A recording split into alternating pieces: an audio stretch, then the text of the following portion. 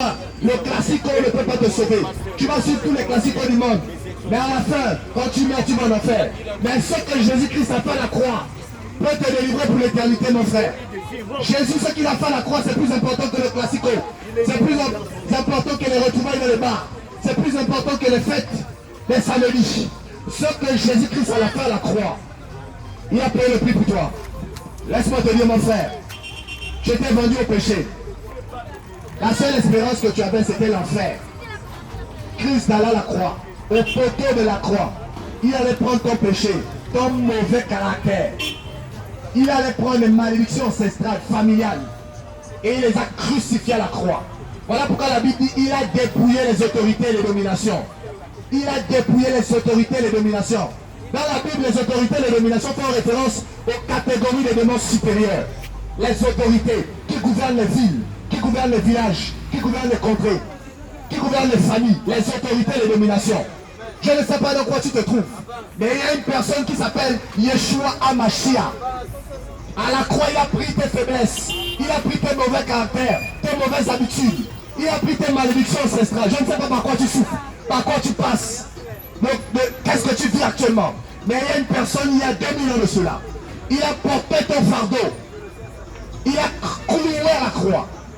Voilà pourquoi la Bible dit il a crucifié la chair et ses convoitises.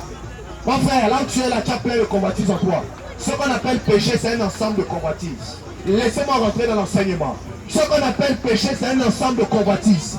C'est l'ensemble, n'est-ce pas, des convoitises. C'est l'ensemble des passions qui sont dans ton corps, qui te poussent à désobéir à Dieu. L'apôtre Paul dit, je fais le mal que je ne veux pas faire, mais je n'arrive pas à faire le bien que Dieu veut que je fasse. Il y a en toi quelque chose qu'on appelle le péché. Tu as envie d'obéir à Dieu, mais tu trouves en toi une force contraire à la volonté de Dieu qui te pousse à désobéir à Dieu. On appelle ça le péché. Et c'est ce qui t'entraîne en enfer. Les passions en toi. Dieu te demande d'obéir à sa parole. Tu as envie d'obéir à la parole de Dieu. Dans ton cœur même, tu aimes Dieu. Tu as envie de faire les choses de Dieu. Mais à l'intérieur de toi, il y a une faiblesse. Tu as une faiblesse. Tu as envie d'obéir à Dieu. Mais tu te rends compte que tu tombes dans la fornication. Dès que tu tombes dans la fornication, tu regrettes. Tu n'as plus envie de tomber dans la fornication. Mais tu n'as pas le pouvoir de sortir. Je suis venu te parler du pouvoir de sortir de la fornication.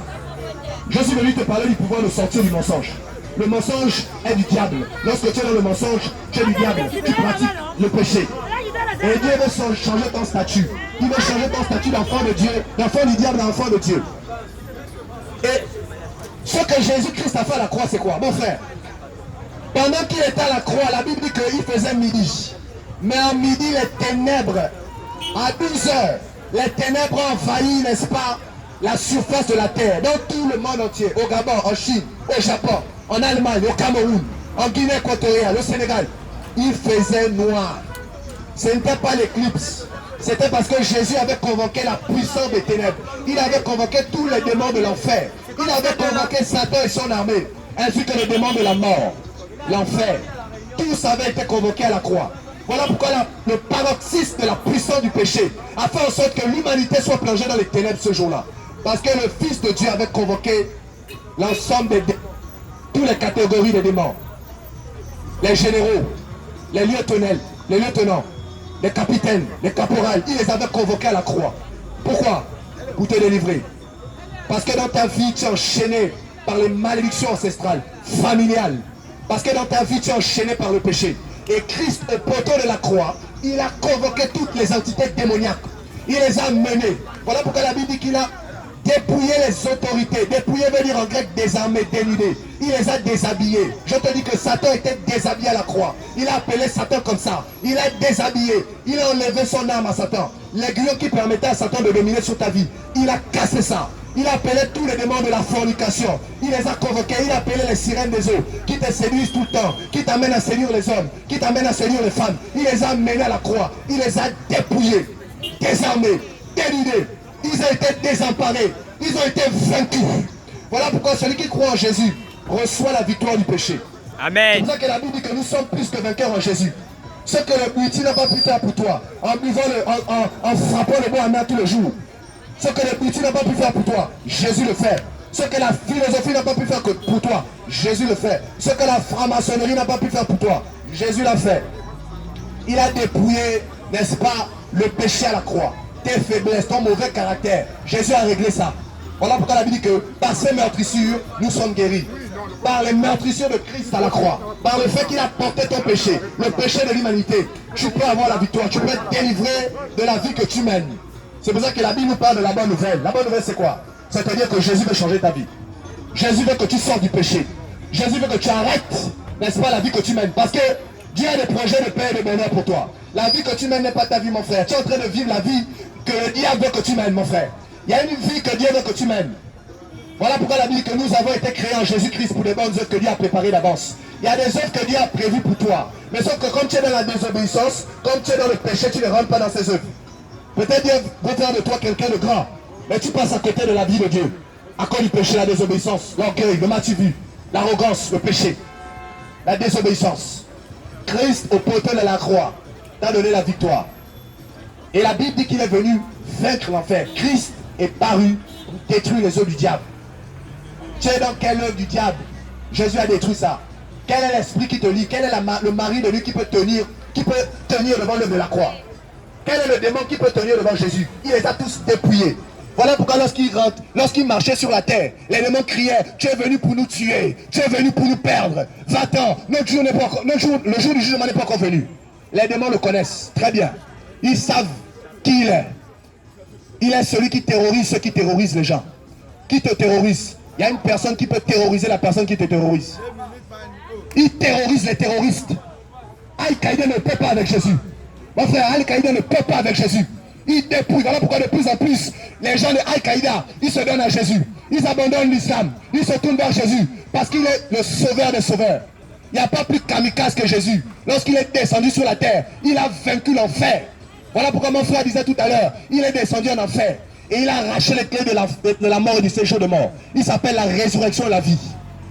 Et il change les gens de Boko Haram. Il les transforme.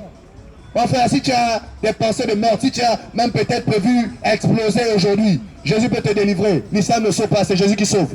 Le catholicisme ne sauve pas, c'est Jésus qui sauve. Le bouti, le boîte, mon gars, le boîte ne sauve pas, laisse ça. Le coucou, ça ne sauve pas, mon gars. Jamais de la vie. Tous les jours, tu danses le coucou, hein. Everyday.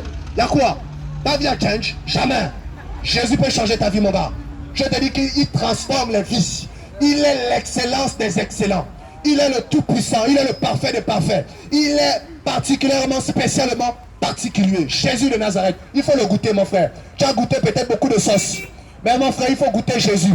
Celui qui goûte Jésus a la vie éternelle. Voilà pourquoi la femme samaritaine, quand il a parlé à la femme samaritaine, elle était dépassée. La femme samaritaine avait 5 maris. Elle était tellement passionnée de la vie qu'elle a eu 5 maris. Et le dernier, ce n'était pas son mari, c'était ton petit copain. Mais lorsqu'elle a rencontré Jésus, sa vie a changé. Sa vie a changé. Mon frère, toi tu vas de copine en copine, on t'appelle le Casanova. Le Casanova, je suis un dingue, moi que tu vois là. Oh mon gars, je suis trop fort. Tu racontes ça dans les bars. Mais si tu meurs comme ça, mon frère, l'enfer va te crier sérieusement. Et voilà pourquoi Dieu veut te délivrer de l'enfer. Oh moi là, moi que tu vois là, je suis très belle. Tu connais comment je gère les hommes? Ils sont dans ma main comme ça là. Attention, tu peux être possédé d'une sirène des eaux. Et c'est un démon de séduction. Un gros démon qui séduit les hommes. Tu as la facilité de séduire. C'est pas bon. Jésus veut t'affranchir de ça. C'est pour ça que Jésus est venu. C'est pour te délivrer de cette déviance. C'est pas normal.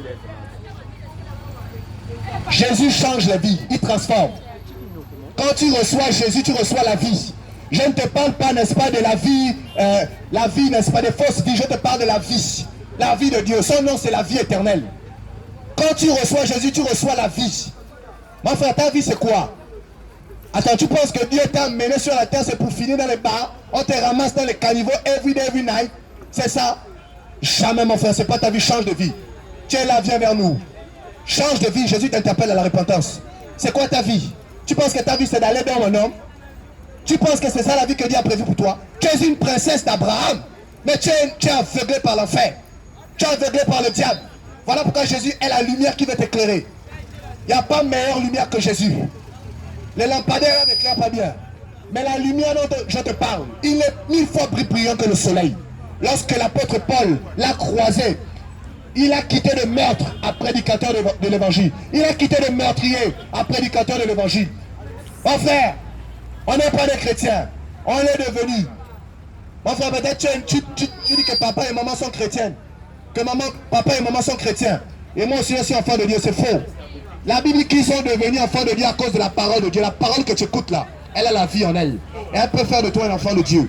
Mais si tu l'acceptes, on devient enfant de Dieu, on n'est pas enfant de Dieu. Et nous tous, on était des banganos. On fumait le chanvre.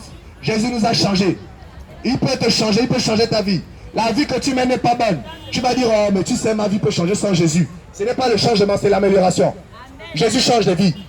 On te parle de quelqu'un qui fait de toi une nouvelle créature. La Bible dit, une personne qui est en Christ, c'est une nouvelle créature. Les choses anciennes sont passées. Les choses anciennes sont passées, c'est quoi? Le tabac Congo. C'est passé. Les choses anciennes sont passées, c'est quoi? Les filles, la fornication. C'est passé. C'est quoi les choses anciennes?